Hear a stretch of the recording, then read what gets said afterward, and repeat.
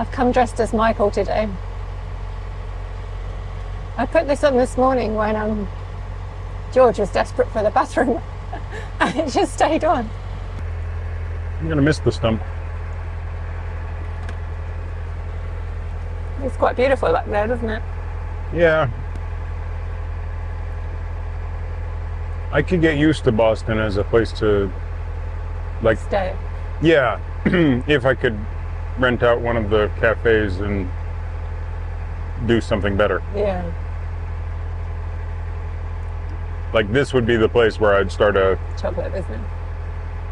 hot chocolate, coffee. I'd learn to be a coffee maker. Like, I could Go see to Dom's for some training. training. Yeah. Apprenticeship. Yeah.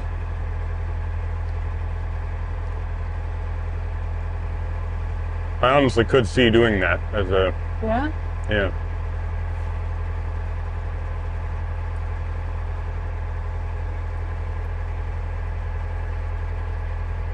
I can just imagine all the hot chocolate flavours you'd do. Yeah. Mainly to be introducing people to, like, cardamom. I think there's a chai chocolate that people haven't thought of yet, like something with garam masala in it. So Michael quite enjoys going to get a hot chocolate. The trouble is, when we go somewhere new, he usually gets a bad hot chocolate, which is just made with like cheap powdered chocolate. And If it's a powder and it comes in a jar and it's not, with a load of whipped cream on the top. yeah, and especially if it's like a little machine that pumps it out, because a lot of shops, it's like, oh, we'll charge you £4 for something that was just run out of a machine that cost 30p or whatever. And if you're charged like £1 for that drink or whatever, that's fair enough. yeah, And you know that that's what you're getting. But Michael always hopes for the kind of hot chocolate that he got at Seneca Cow, which he hasn't actually found since. You got close, but not. well, the thing is, I know there's the place in Goring. Yeah. There's the two, I believe, now locations of Seneca Cow that are over in Solihull and Leamington Spa. Yeah. And then there's Venice, Italy, right? And Wasn't there that chocolate shop in San Francisco? Ghirardelli? Okay, so that place, that was my ceiling on what was a good hot chocolate until I got to Venice. Right. And then I was like, oh wait, hold on. I have been missing something, right? There's these things in life where you've, like when it comes to foods, for instance, there are these moments in life where you go, wait, how have I not known about this before? Like, I think it's sex and food. These are the two places where somebody goes, there was nothing before this moment, and then there's the threshold, and from this moment onwards, you're aware that there's something you've been missing, right? And when I got to India and I found, for instance, puri sabzi, right? Like the little tiny puri bread with curry on it. Doesn't look like much, but you try it for the first time and it's just like, how? How have I been missing this? How has life gone so wrong that this exists in the world and it hasn't been introduced to me?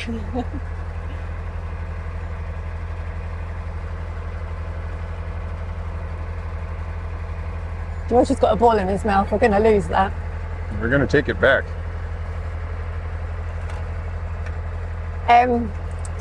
Yeah, I think I felt the same when I discovered Varanasi Aloo chat? Aloo Chat. Yeah. For me, there was a bunch of them in India.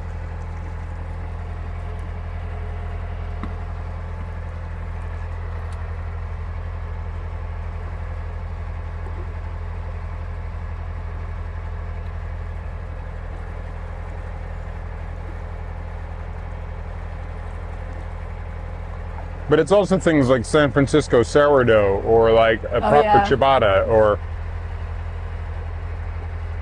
you know, like New York pizza is Okay, there's a lot of bad New York pizza, but if you find a good New York pizza,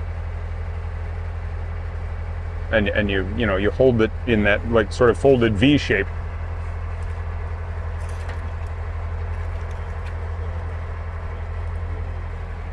there's just things that need it, and I could imagine doing a chocolate.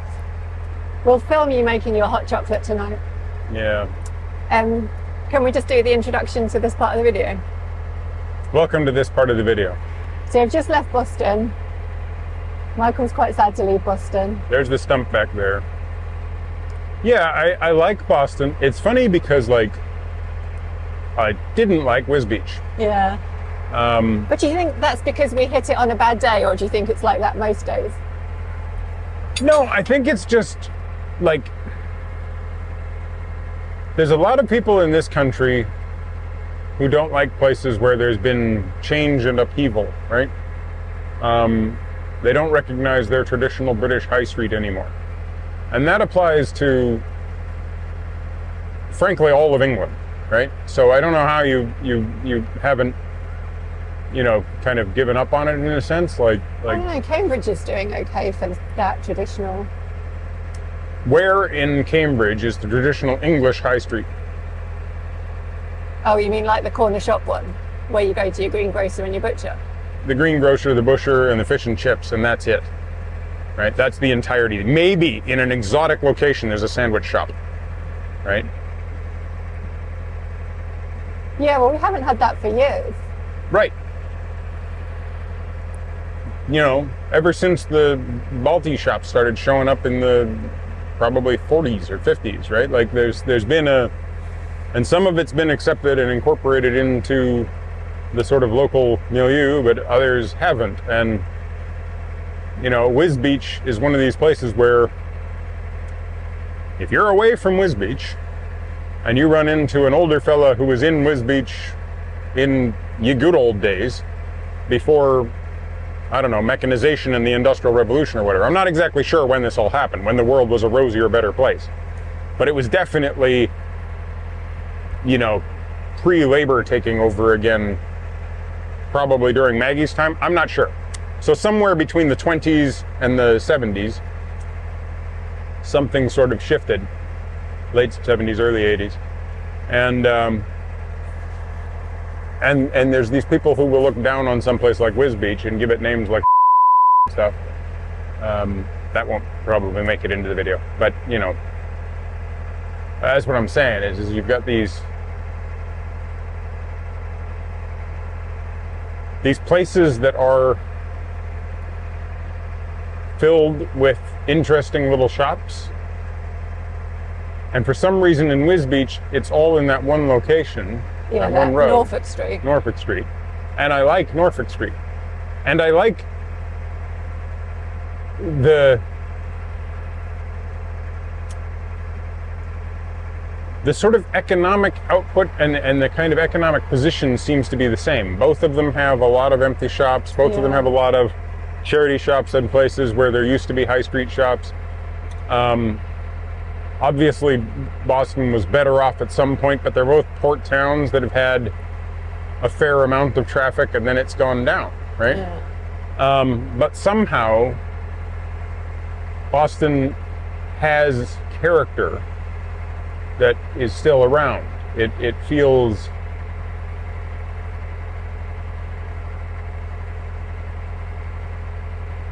it's like there's more places where there's a sense that this is still worthwhile. Yeah. Whereas Whiz Beach feels like a place where a lot of people have decided this isn't worthwhile anymore. And they're just day drinking and they're just day drinking. Well, there's a lot of people day drinking in both locations. But the people day drinking in Whiz Beach seem hopeless, whereas the people day drinking here mostly seem to be hanging around and chatting with friends, like, I don't know, there's just something a little more positive. Like, I don't know, there's just something a little more positive. I remember when we arrived into Boston last time, and we obviously come in the other way, and you just see the stump for like ages and ages, and it's just the longest time to get there. Yeah. Yeah, as soon as you come around this corner up ahead, it's like that's what you can see. Yeah. And then you get there, and the church is beautiful, and the whole of the kind of main core area has little bits of interesting architecture and okay, yeah, I think it could use a Hot chocolate shop. a good. There's some nice cafes, like the little Café du Paris, I think it's called. It's like a little French one, and the guy inside there, if you were a coffee fan, I think that that place was. Sorry? Yeah, we do that. What did she say? We've got an engine. Oh, kayaker. I'm like, that's why I can't hear you, because I got an engine. But yeah, the Café du Paris place is like quite nice. There's the Seventh Heaven place that also seemed quite nice. There's like a lot of little places. The market is nice.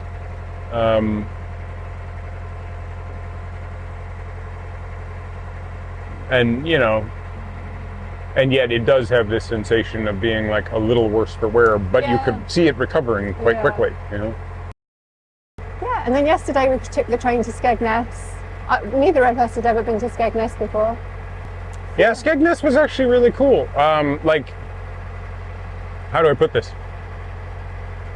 Like Santa Monica, if you got rid of all of the money. Oh my God. Well, I mean, just, like, I don't mean that in a bad way. It sounded bad. I didn't mean it in a bad way. I mean, like, Santa Monica has, like, the really high-end shopping places and stuff, right? Then it's got the kitsch of the pier and it's got the kitsch of the pier and the rides and all of that sort of stuff, and the places that are like the Three Donuts and the arcade, and but what it doesn't, like, when you go on that pier, Apple store, and it doesn't have a no Apple store, no Maseratis and Lamborghinis driving around. You don't ever, like, I've seen Cameron Diaz like 4 times in the area around that pier, everything, right? And it's like that doesn't happen. Also, if you come into Boston, there is a small shop called Bismillah. It's a little Indian shop. It's on the wide bar gate. And unfortunately, I wasn't able to do it. Joe and I were willing to do it, but we didn't actually get the chance to do it. So if you come into Boston and you brought your boat and you don't mind showing some kids the interior of your boat, Muhammad at Bismillah, he asked me whether or not his grandson and granddaughter could come on and see the boat because they're curious about the interior of a boat. And I said yes, but they weren't available, and then we're leaving, so. And then we were leaving pretty soon. But if we were going back, he would have liked to have had them tour the boat, and he was quite keen on the idea. And he was a really nice guy. Also, we'll give you a discount on the mangosteen if you ask for one. So tell them Michael sent you. Yeah, no, he was really nice. I might stop it now. Oh, and there's a movie theater. Okay, you can tell them about your movies. Well, there's a movie theater that I went to see Inside, no, what's it called? The Feelings? Inside Out. Inside Out, 2. Yeah. Inside Out 2. And the new Wolverine Deadpool movie. What's Michael's movie reviews? Oh, well, Inside Out 2 was not as heartfelt as Inside Out 1. It was a little bit more simplistic and kind of accessible. So it wasn't, the sort of top form Pixar, but it wasn't bad at all. And definitely better than like a direct-to-video sequel sort of thing. Quite a good story, actually. It was about, sort of puberty and the angst of that and everything. So, they added in some cute new characters and stuff, and a few of them seem to be a little bit more designed to be a plush toy than the original version. So that's what I mean by it being a little less heartfelt. And Deadpool Wolverine, if you're a nerd and you got introduced to Wolverine ever, they go and tour through like a whole bunch of versions of Wolverine, And there's some surprising cameos that show up, and then you're just like, well, that was not, some of this was exactly what I expected from the other two Deadpool movies. Most of it was exactly what I expected from the other two Deadpool movies. Do not go in with any sensitivity to blood. But, yeah. I keep coming back to Hugh Jackman is really good. And Ryan Reynolds is hilarious. And the cameos, like the stuff they did to play into the cameos and nostalgia, was actually like, oh, wow, really didn't expect to see you here. Cool. But cool in the, man, am I a nerd way, right? Like, so yeah, if you're the right kind of comic book nerd, it's absolutely worth it. If you're the wrong kind of comic book if you're the wrong kind of comic book nerd, then you're looking for Archie. So, you know. There you go.